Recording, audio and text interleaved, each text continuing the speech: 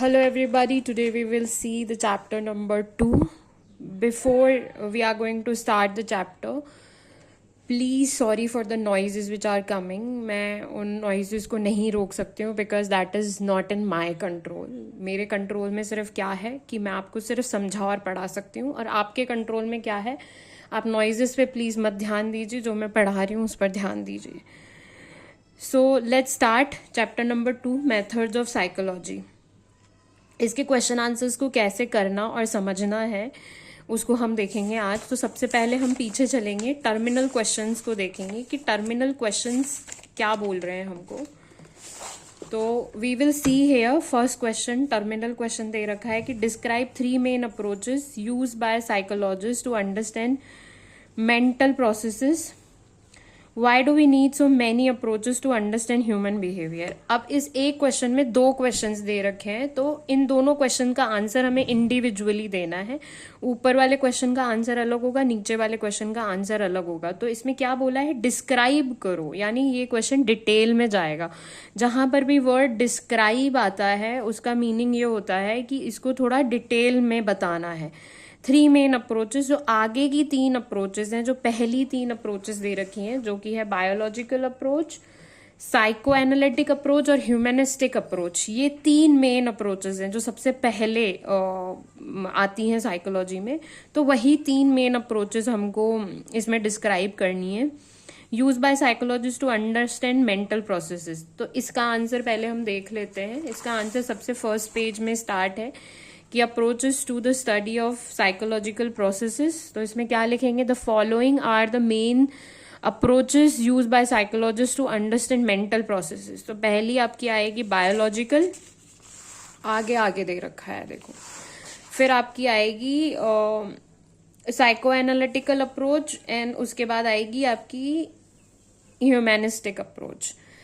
तीनों बहुत ज्यादा डिटेल में है यहाँ पर, तो तीनों बहुत ही ज्यादा डिटेल में दे रखा है. तो आप इसको शॉर्ट करके लिख सकते हैं, इतना बड़ा लिखने की जरूरत नहीं है, क्योंकि हमें एक और क्वेश्चन का आंसर करना है.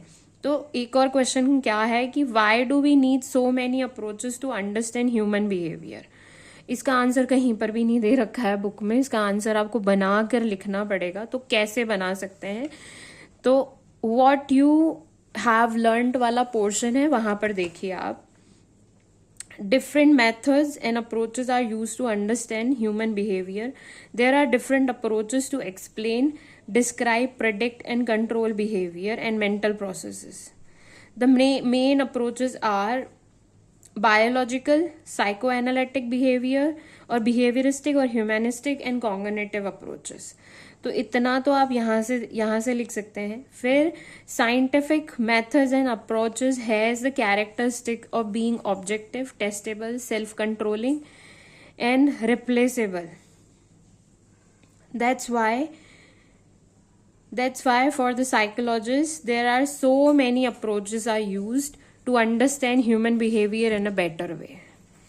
ये इसका आंसर आप इतना लिख सकते हो. और अगर थोड़ा आपको बनाना है तो आप यहाँ वहाँ से थोड़ा और ढूंढ के और लिख सकते हो. जैसे कि चैप्टर के लास्ट में ये दे रखा है, we learned about various approaches that help to understand nature and cause of human behaviour and about the different method that help us to gain more knowledge and mental processes. तो ये last में दे रखी है line, आप इस line को भी include कर सकते हो, तो आपका आंसर बन जाएगा यहाँ से. तो आंसर ऐसे ढूंढने पड़ते हैं बुक के अंदर, बिना ढूंढे, बिना चैप्टर को समझे आप आंसर्स को नहीं ढूंढ सकते हो. उसके बाद क्या है, describe the characteristics of scientific method, explain the use of observation for data collection. अब यहाँ पे दोबारा 2 क्वेश्चंस दे रखे हैं एक ही क्वेश्चन के अंदर. पहला क्या दे रखा है कि describe the characteristics of scientific method. ये हमने अभी ऊपर पढ़ा था इस क्वेश्चन को डिस्क्राइब करते हुए कि why do we need many approaches to understand human behaviour.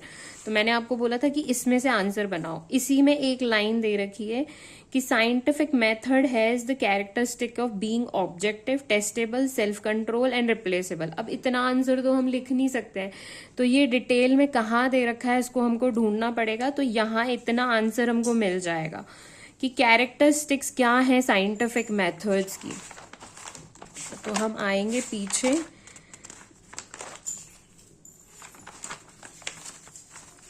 पीछे पेज नंबर 11 जो बुक है उसमें पेज नंबर 11 पर आएंगे, जहां पर दे रखा है method to understand psychological processes. इस पे आएंगे। यहाँ पर एक फर्स्ट पैराग्राफ को छोड़ दो, सेकंड पैराग्राफ में दे रखा है सारा का सारा answer. A psychological research carry out scientifically has the characteristics of objectivity, which means that such research are free from any kind of biases, कि biases में कोई रिसर्च में कोई biases नहीं होते हैं, अपनी थिंकिंग नहीं ऐड कर सकते हैं। टेस्टेबल का भी डिटेल में डिस्क्रिप्शन दे रखा है, सेल्फ कंट्रोल का भी दे रखा है और रिप्लिकेशन का भी दे रखा है। यहाँ पे आप इसको पढ़ लेना, यहाँ से यहाँ तक इसका आंसर होगा। अब बढ़ते हैं आगे। इसी क्वेश्चन में एक और क्वेश्चन दे रखा है कि explain the use of observation for collecting data. ये ध्यान से दिखा देती हूँ। Explain the use of observation for collecting data. दोबारा यहाँ पर आएंगे, ऑब्जर्वेशन वाले पोर्शन में आएंगे, ठीक है। इसमें से आप आंसर लिखोगे। ऑब्जर्वेशन का पूरा यहाँ पे ये दे रखा है, जहां पर डेटा कलेक्शन का यूज बता रखा है वहां तक आप उस आंसर को लिखोगे कि डेटा कलेक्शन कैसे किया जाता है, क्या यूज होता है उसको। यहाँ से अपने आप दोबारा चैप्टर को पढ़ के आप इसको छाटोगे तो समझ में आ जाएगा आपको कि आंसर किस तरीके से बनेगा। और अगर नहीं समझ में आ रहा है तो दोबारा पीछे वाले वीडियोज में जाओ और उसको समझने की कोशिश करो। ओके, आते हैं थर्ड क्वेश्चन के ऊपर। Discuss the experimental method as a scientific method, identify the techniques use to control relevant variable. अब यहाँ पे दोबारा दो क्वेश्चंस दे रखे हैं एक ही क्वेश्चन के अंदर। पहला क्या करना है कि describe the experimental method as a scientific method, कि एक्सप्लेन करो कि जो ये एक्सपेरिमेंटल मेथड है वो एक साइंटिफिक मेथड है। तो हम एक्सपेरिमेंटल मेथड पे आएंगे, जो कि आपका यहाँ पर है पेज नंबर 13 पे। एक्सपेरिमेंटल मेथड, तो आपको फर्स्ट क्वेश्चन में डिस्क्राइब करना है एक्सपेरिमेंटल मेथड के बारे में। तो ये डिस्क्राइब, इसमें से छोटा सा आप पोर्शन ले सकते हो, इतना बड़ा लिखने की जरूरत नहीं है। छोटा सा पोर्शन लेके आप डिस्क्राइब कर दो कि ये क्यों साइंटिफिक मेथड है। उसके बाद आपको सेकेंड क्वेश्चन में क्या लिखना है, what is given in the second question, identify the techniques use to control the relevant variable. तो टेक्निक्स यहाँ पर दे रखी हैं। Experiments use following techniques to control the unwanted effect of relevant variable. तो ये टेक्निक्स यहाँ पे दे रखी हैं। 5 टेक्निक्स हैं, 4 यहाँ पे दे रखी है, एक पीछे दे रखी है। इसमें से आप छोटा छोटा करके लिख सकते हो, वैसे ही छोटा है, इसको बना के लिख सकते हो इसका आंसर। अगर नहीं समझ में आया है तो मेरे प्रीवियस वीडियोस में जाइए और वहां पर दोबारा इसको चेक कीजिए कि मैंने इसको कैसे समझाया है, क्योंकि बार बार अगर मैं यहाँ पे समझाने बैठूंगी तो वीडियो काफी लंबा बन जाएगा। समझने के लिए इसको दोबारा बैक वीडियोस पर जाइए। Then next question is discuss how psychological tools are use to understand human behaviour and psychological processes. तो डिस्क्राइब कीजिए कि कैसे साइकोलॉजिकल टूल्स, अब यहाँ पे एक वर्ड यूज किया गया है साइकोलॉजिकल टूल्स, ओके, उनको यूज किया जाता है ह्यूमन बिहेवियर को समझने में। अब जो आगे है सबसे, वो तो अप्रोचेस है। टूल्स हमने कहाँ पढ़ा था, ये जो है वो अप्रोचेज है फर्स्ट पेज में, you can see these are approaches. अब टूल्स कौन से हो सकते हैं, टूल्स हमारे होते हैं ये जो यहाँ पे प्रोसेसेस में आते हैं। Methods of understand psychological processes में जो टूल्स दे रखे हैं वो ये है मेथड्स।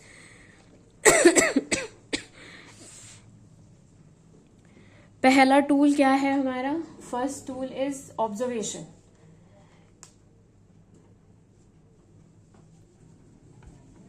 ये सॉरी टूल्स में नहीं आता है, ये मेथड में आता है। टूल्स हमारे आगे है, तो टूल्स में हमारा आएगा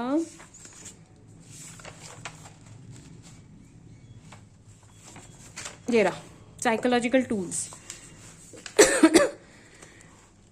टूल्स में आपका पहला आएगा साइकोलॉजिकल टेस्ट, देन आपका आएगा क्वेश्चनेयर, उसके बाद आएगा आपका इंटरव्यू। ये 3 चीजें आएंगी आपके टूल्स के अंदर, psychological test, psychological test, questionnaire और इंटरव्यू, ये 3 चीजें, इसको छोटा करके लिखना होगा। अगर ये नहीं समझ में आ रहा है तो आप बैक वीडियोस पर जा सकते हो समझने के लिए। और ये इतना बड़ा बड़ा नहीं लिखना होता है, इसमें से छांटना पड़ता है। अब वो छांटने की टेक्निक आपको आनी चाहिए। छांटने की टेक्निक कैसे होती है मैं बता देती हूँ, एक टेक्निक आपको, कि आपको छांटना कैसे है। साइकोलॉजिकल टेस्ट पर जाओ, आप इसको रीड करो, ठीक है, पूरा रीड करने की जरूरत नहीं है। आपको जहां तक लगता है कि इतना क्वेश्चन का आंसर रिलेटेबल है और इतना मैं लिख सकती हूँ, क्योंकि आपको 3 लिखने हैं, तो आप वहीं तक छोड़ दीजिए और आगे बढ़ जाइए। यहाँ पे पूरा डिस्क्राइब नहीं करना होता है, इसमें से छोटा छोटा छांटना होता है। छांटने की टेक्निक मैंने बता दी कि रीड करो, जहां आपको लगता है कि हाँ यहाँ आप एंड कर सकते हो उधर उसको एंड कर दो, और क्वेश्चन का आंसर कितना बड़ा होगा उस हिसाब से आपको एंड करना होता है, और टाइम के हिसाब से कि इतने टाइम में आप इसको लिख सकते हो और याद भी कर सकते हो। तो आपके जो चारों टर्मिनल क्वेश्चंस थे वो मैंने बता दिया आपको कि किस जगह पर हैं, कैसे दे रखे हैं। अब जो एक्स्ट्रा क्वेश्चंस बनते हैं इसी चैप्टर में से, वो मैं बता रही हूँ आपको कि आपको कैसे लर्न करना है। जैसे कि पहला दे रखा है हमको approaches to study of psychological processes. अब यहाँ पे क्योंकि अप्रोचेस वर्ड दे रखा है, यानी एक से ज्यादा अप्रोचेस दे रखी हैं, तो हर अप्रोच में इंडिविजुअल क्वेश्चन बनेगा। तो what is biological approach to study the psychology, एक इंडिविजुअल क्वेश्चन बन गया कि बायोलॉजिकल अप्रोच क्या है और साइकोलॉजी में क्या महत्व है उसका बायोलॉजिकल अप्रोच का। तो सिंपली आपको इसमें बायोलॉजिकल अप्रोच को लर्न करना है और डिस्क्राइब करना है। उसके बाद explain the psycho analytical approach, इसमें से आपको छांट के लिखना है कि साइको एनालिटिकल अप्रोच क्या है। मोस्ट प्रोबेबली 60 या 70 वर्ड्स में इसको याद करके रखिए। वर्ड्स लिमिट होना बहुत जरूरी है, अगर आपने वर्ड्स लिमिट नहीं रखी तो आप पेपर को पूरा नहीं कर पाओगे। तो 60 से 70 वर्ड लिमिट रखो कि इतने वर्ड लिमिट में मेरे को अपना आंसर खत्म करना है। Describe humanistic approach to study the study of psychology, same question बन रहा है ऑलमोस्ट, देखोगे तो आप। What is behaviouristic approach, describe cognitive approach in psychology. तो यहाँ पर ऑलमोस्ट 1 2 3 4 5 अप्रोचेस दे रखी हैं। इन 5 अप्रोचेस में ऑलमोस्ट सेम क्वेश्चन बन रहा है। What is behaviour approach, describe the humanistic approach to study of psychology. Word limit आप इसमें रखोगे 60 to 70, इतनी वर्ड लिमिट में इसके आंसर को फिनिश करो। अगर ये भी बड़ा लगता है तो थोड़ा सा छोटा कर लो इसको, और क्योंकि एग्जाम में लाइक टाइम के हिसाब से भी इसको देखना बहुत जरूरी होता है। फिर आपका दे रखा है मेथड्स, अप्रोचेस की तरह यहाँ पर भी प्लूरल वर्ड का यूज हुआ है, methods to understand psychological processes. तो यहाँ पे एक से ज्यादा मेथड्स हैं। तो यहाँ पे व्हाट इज ऑब्जर्वेशन मेथड, ये क्वेश्चन बन रहा है एक तो जिसमें आपको ऑब्जर्वेशन को डिस्क्राइब करना है। दूसरा क्वेश्चन क्या बन रहा है, what is the difference between naturalistic observation and laboratory observation. ये आपको यहीं पर मिलेगा कि नेचुरल ऑब्जर्वेशन और लेबोरेटरी में किए जाने वाले ऑब्जर्वेशन में क्या डिफरेंस है। ये सारी चीजें मैं आपको पढ़ा चुकी हूँ, नहीं समझ में आ रहा है तो पीछे जाइए और वीडियो में जाइए और दोबारा इसको देखिए, क्योंकि इस वीडियो में इतना ज्यादा एक्सप्लेन करना मेरे बस का भी नहीं है और वीडियो काफी लंबा हो जाएगा।